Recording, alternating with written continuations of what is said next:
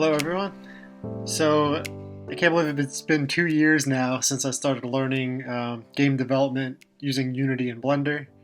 Prior to that, I had no, experience with modeling or coding or anything like that. But I've always loved video games. So, if you're new to this channel, I use this channel to track my progress, and I try to post a video every week and make a little progress every day, even if I just spend 30 minutes to an hour just trying to fix something small. The plan is to improve a little bit every day with the goal of making my dream game by the end of this. I don't know how long it'll take because there's still a lot to learn, and the more I learn, the more I know I don't know. But the grand vision for this game is to combine all of my favorite features from my childhood games into one game, and figure out the best way to do that. And for this video, I wanted to first start off with a letter that I wrote actually when I was 10 years old to Nintendo, a little bit of an intro. Then go into a video compilation of combining 50 of my videos over the past year into 10 minutes, so about 10 to 15 seconds of each feature that I've added or improved upon. Third, I wanted to go over my journey so far of what's led me to, where I am today over the course of 20 years and why I didn't get into game development earlier. And then finally, my future plans for the game and what I hope to accomplish. So I put the timestamps here for your reference, and I hope you enjoy this video. Dear Nintendo Company, I am 10 years old. I have a suggestion on a new N64 game. I wish you could make a game in which you can control Ash. You could do things in the game like Ash does in the show. For example, Ash finds different trainers and battles them in 3D environments, kind of like the Game Boy game Pokemon, but with Pokemon Snap graphics. I would also want to see wild Pokemon that you can attack and capture. If you could write back, that would be great. And that little image down there that I made is it's supposed to be Butterfree. Yeah, so I wrote this letter 20 years ago now to Nintendo. I think it was a school project, but I came across it and I was going back and forth debating how to start this video, and once I came across this letter, I decided this would be perfect to share, as this is kind of the start of when I started loving video games and coming up with different ideas. And Pokemon was a huge part of my childhood, as I'm sure it was for many people. But ever since I've always wanted to design games, and they actually did respond. And this letter here is Nintendo's response. December 6, 1999. Thanks for writing to us. You included some interesting ideas in your letter. We received tons of fantastic suggestions each month from fans like you. It would be great if we could use these ideas to develop real products. However, developing new products requires a large investment of both time and money, takes years to complete, and costs hundreds of thousands or even millions of dollars. Our research and development teams are working on a number of ideas generated from within the company, and expect to be quite busy for at least a few years. Although we don't use the specific ideas we receive, we do track what kinds of games and accessories you would like to see developed. Talented people who create our products love video games themselves, so you might see future works that are similar to what you have in mind. Some standard information here, and then thanks again for thinking of Nintendo.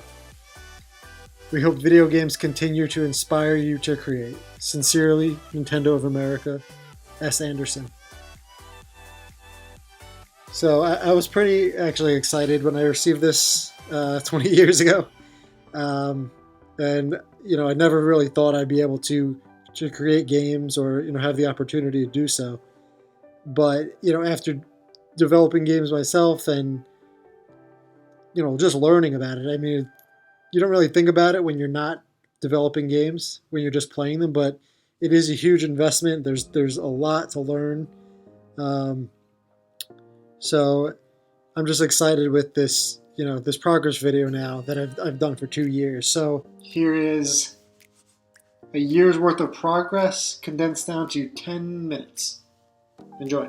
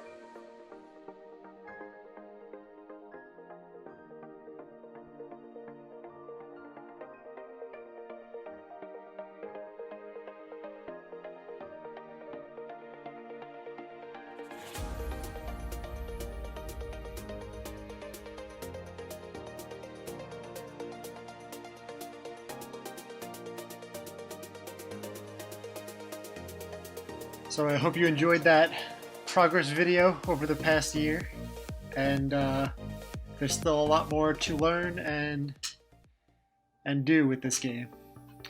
So third part of the video here, I want to just go over the journey that I've had thus far up until finding out that I could use Unity and Blender. So as mentioned before, Pokemon was a huge part of my childhood. I had the original Game Boy Color, and we actually had like a link cable to battle each other. So most of you guys are probably too young to remember that, but it's a vivid memory of mine. And throughout that time, my childhood, I also played this game called Vagabond's Quest, which was a text-based RPG, but it was kind of like an MMO, and that was very rare back then. So it was very cool to battle each other in the arena over. I think I had like dial-up internet, but that was actually a big. Even though it was a text-based game, it was definitely a big part of my childhood as well.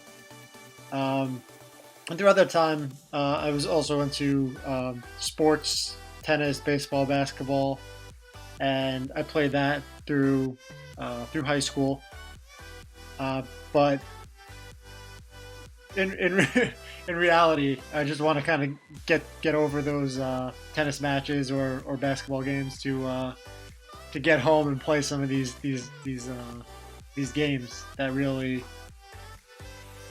love. So first off, Harvest Moon was a big game. I mean, Harvest Moon 64 allowed you to go around and pretty much do everything you can in any farming game right now. So tilling the soil, growing crops, training your dog and horse for the horse races and dog races, all of which I want to include in this game.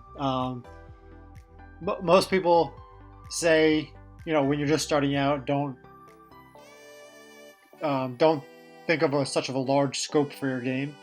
So I'm really not following that rule, and we'll just see how it turns out, because the primary motivating factor is just making this game that I've always wanted to play with these features from my childhood game. So from Harvest Moon to Diablo 2, and this is a huge inspiration as well.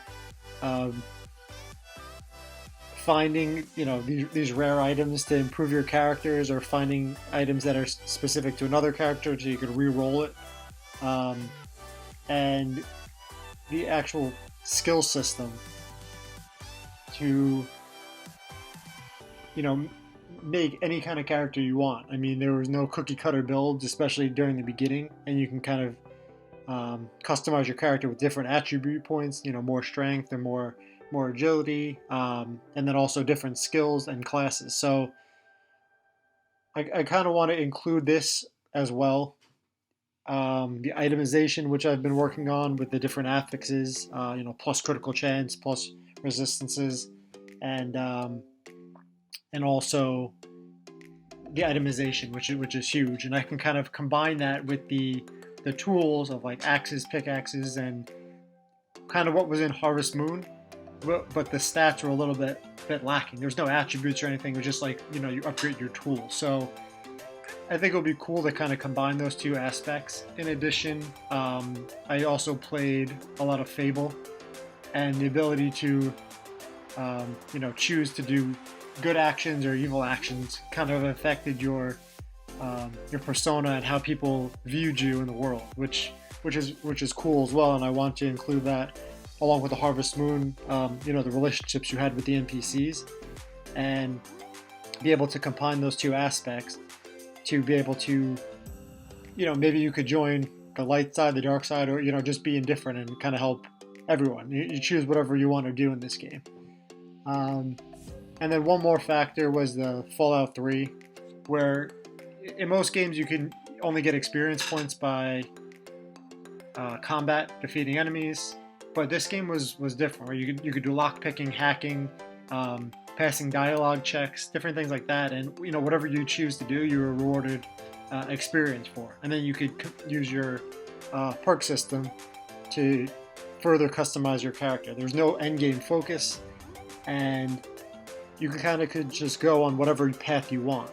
I mean, you weren't really a hero um, in that game per se, and that's how I kind of want to make this game as well. You're kind of just a traveler, but you could choose to go on whatever path or whatever journey you want to take. You know, you could be a farmer, you could help the farmers, you could help the guards, or you could join the dark side. So I won't go into too much there, but these were some of the major games that really shaped my childhood. So by the time I got to the college age, I had to decide on a major in a college, and I always wanted to do game design, but I've from my research that I did at that time, most of those jobs were in California, and I took a computer science class in high school, and I really wasn't that great at it, so I decided to go with the finance role, and I figured it was more of a general, a safe bet. So I don't like to take risks. Instead of going to college across the country, I'm in Jersey, so instead of going all the way to, the West Coast to go to college and then hopefully get a job, especially it was around 2007, 2008, so the economy wasn't great. So I figured go into something that's safe, and also my family were in like the business. My dad, uncle, all on the finance side. So I figured, following those footsteps, and I could do something after I graduate. So while I was in college, I started learning how to make video websites, and being that I still didn't know what I wanted to do out of school, I figured I could make some websites and maybe make some money. The goal was to make like 100 websites and make maybe like $1 a day from Google AdSense, and using different niche sites. And I did a lot of research on the subject, SEO and all this kind of stuff, writing articles, and some of the sites did okay, but there's different challenges where some of the gaming sites didn't pay as much, and then while other sites had more competition, so you really weren't ranking that high.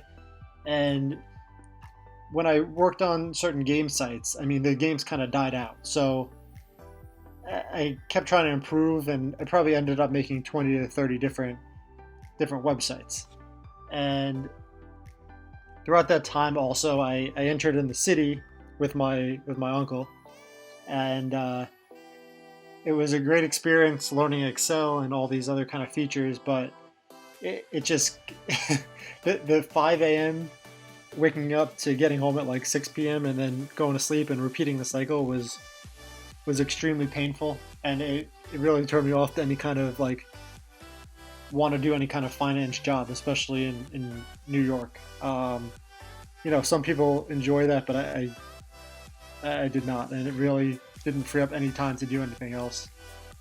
But again, I gained a lot of experience with Excel and analysis type work. So by the time I graduated, I did some temporary jobs, continued to make some websites, and my first real success for website that I made around 2012, 2013 was Diablo 3 skills. So I started playing Diablo 3, which was pretty fun.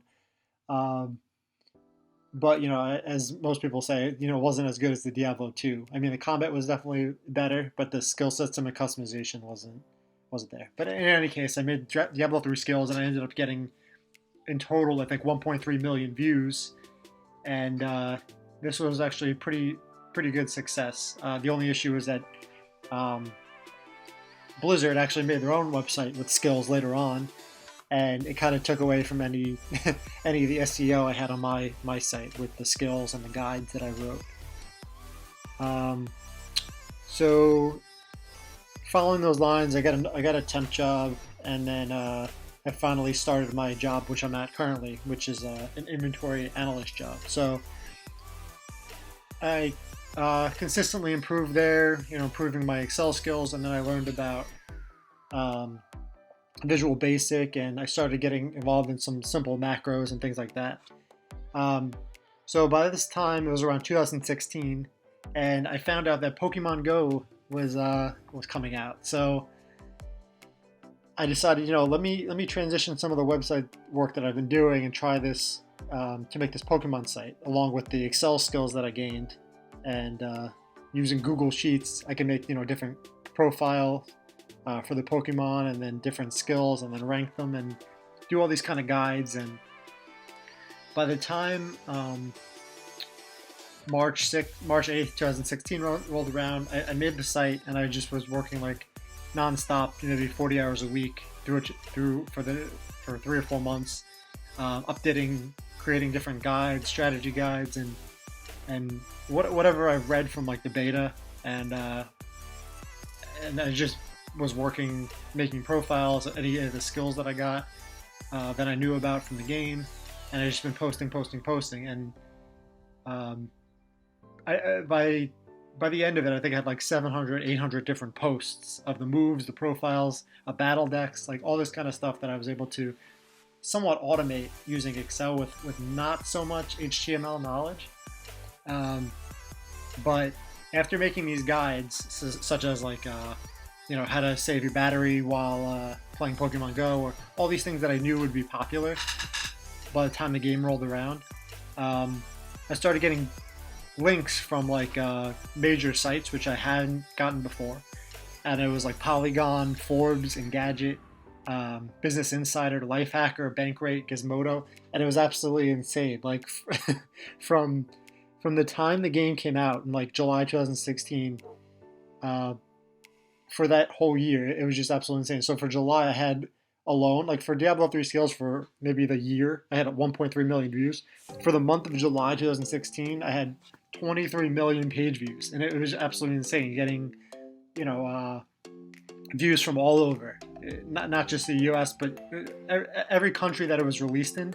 It was just snowballing. Like I was getting so many different things, and by the end of everything, by the time the game died down, ended up with like 77 plus million page views and 4,500 comments. It was just insane. So after a while, once it died down, I kind of somewhat lost interest in it. But throughout that time, it was absolutely insane. I mean, just the consistency of, failing with all the other websites I made prior to that, and then eventually making this website, and getting so many positive comments from people. It was amazing to see. So after doing that, I kind of went back to improving different things and automating different things on my job, which I've been there for 6-7 years now. And it was around that time that I was trying to see different videos on how to do automation with like Visual Basic with Excel, and I came across this video, and I commented on his video maybe a week ago to see if I could use his footage. And this guy made made Zelda in Excel, and it was that point I was like, how can this guy make a game with Excel? And I started doing more research on this, and I watched this whole video, and I came across like other game programs that are actually free. So up until that time, I thought you had to work at a company to use their software or game engine, and I really didn't know much about it, or coding or anything like that. But then I found out like individuals were making games by themselves, and I was just kind of stunned by that because I've never even heard about that before. And then I started doing more research about Unity, and then I found Unreal, and I did some research on Unity versus Unreal, and then I found out Blender. You could do 3D modeling, which I never even knew was a thing. And this was all around like June 2018. And at that point, I started just looking at tutorials and reading through things. I started using C#, and coincidentally, that was actually a way to actually create programs for my job and help automate a lot of the stuff that I was doing prior with just Excel and some simple macros. So I made some like inventory analyst like type softwares, and it was kind of killing two birds with one stone. So I was learning C#, learning about switch statements, and if then statements and all these stuff I never really even knew about before. And then I was able to translate that into Unity. So in a way, I put 4,000 hours that I've been working on this, and it's pretty much true, because this, aside from the work I did after work, I mean, I was learning C# on the job and doing stuff that helped the company, but also was increasing my knowledge with Unity, because you could use C# there. And at the same time, I started using Blender. And for anyone just starting out, yes, it was extremely frustrating not having any background or schooling, but being able to Google everything on like Stack Overflow and just the Unity forums, it was definitely helpful, because a lot of people have the same issue that you have. And I found breaking up projects into smaller tasks was very, very important in order to accomplish larger software. So I translated that same logic into Unity, and I was able to accomplish what you've seen in that video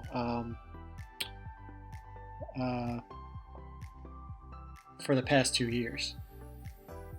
So at this point, I'm still doing this, and I'm hoping in a few years I'll be able to have a finished game, or at least something I could show to people, or have people play or try out.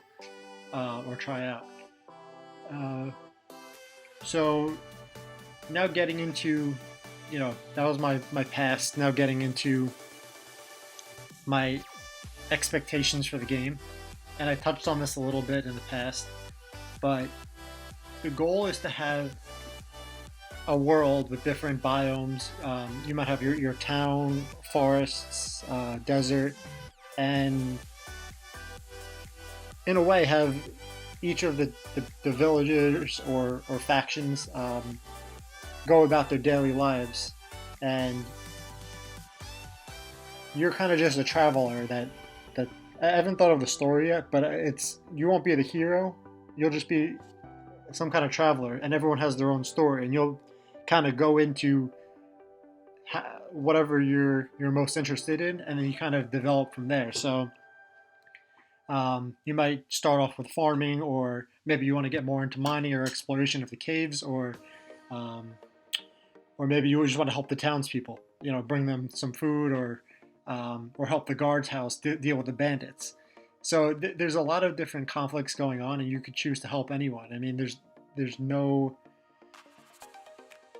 set way to play it, and there's further customization, which I added so far with the attribute points and the itemization to help you along your way. So strength might help in combat, but it might also help because you could do more damage to ore or trees. So it helps in gathering, it helps in combat, and then there's also the crafting aspect, which I want to allow to have experience points as well, which level up your character. And the whole goal is to have the constant sense of progress, no matter what you're doing, and you're not kind of pigeonholed into, oh, I want to get experience, but I only could do that through combat. No, you could do it through gathering, crafting, or combat, whatever you choose to do. And you can improve your relationships with different NPCs or groups, throughout the game.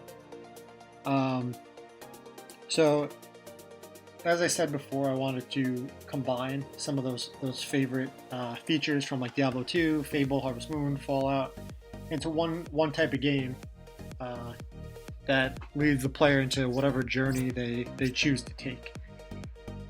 And that's where I'm at right now. And I think I've made a decent amount of progress over the past 2 years, and I'm excited to see what the next year holds. So, thank you for watching, and I hope you enjoyed this video. If you have any questions or comments, feel free to leave them below. And yeah, thanks for watching.